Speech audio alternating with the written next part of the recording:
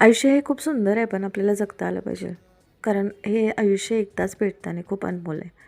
त्यामुळे तुम्हाला जसं वाटतंय, जे करू वाटते ते करा आणि मस्त आनंदाने प्रत्येक दिवस जगा.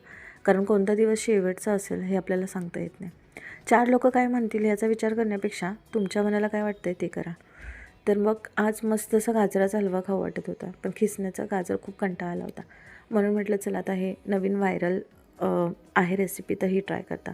त्याच्यासाठी काय नाही, मस्त गाजर छान स्वच्छ धुवून घेतले आणि त्याला बारीक बारीक कट करून घेतलं. त्याच्यावरचे साल काढून छोटे छोटे काप करून घेतलेत. मग कुकरमध्ये 3 चमचे तूप ओतलं. त्याच्यामध्ये ते खिसलेले बारीक चिरलेले छोटे छोटे गाजर होते, गाजरचे तुकडे ते टाकून घेतले. ते छान मिक्स केले.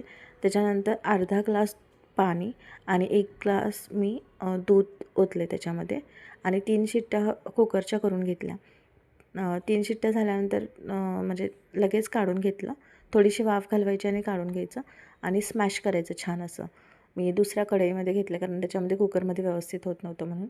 छोट्याशा कढईमध्ये काढून ते छान स्मॅश करून घेतलं. म्हणजे ते छोटे छोटे लगेच विरघळतं 3 शिट्ट्या झाल्यामुळे गाजर आणि छोटे छोटे काप असल्यामुळे ते स्मॅश व्हायला हेल्प होतं. त्याच्यानंतर मग ते छान स्मॅश करून घेतलं की परत कुकरमध्ये तूप ओतले मी 3 चमचे आणि त्याच्यामध्ये ते गाजर मग स्मॅश केलेलं सगळं गाजर टाकायचं. त्याच्यानंतर ड्रायफ्रूट्सची पावडर करून घेतली आणि वेलची पावडर पण करून घेतली मी. ती पण छान ॲड केली आणि छान असं परतून घ्यायचं तुपामध्ये. त्याच्यानंतर अजून मी 1 ग्लास दूध वापरले. म्हणजे जवळजवळ मी 2 ग्लास दूध आणि अर्धा ग्लास पाणी इतकं वापरलं आहे. त्याच्यामध्ये ड्रायफ्रूट्स, वेलची पावडर आणि तूप टाकून परत जे स्मॅश केलेलं होतं ना, ते सगळं ओतून घ्यायचं कुकरमध्ये आणि छान मिक्स करायचं. मध्ये आपोआप थोडं थोडं आटून त्याला तूप म्हणजे आपण जे तूप टाकलेलं असतं ते तूप सुटतं आणि वरून छोटे छोटे बारीक कापलेले ड्रायफ्रूट्स टाकलेत.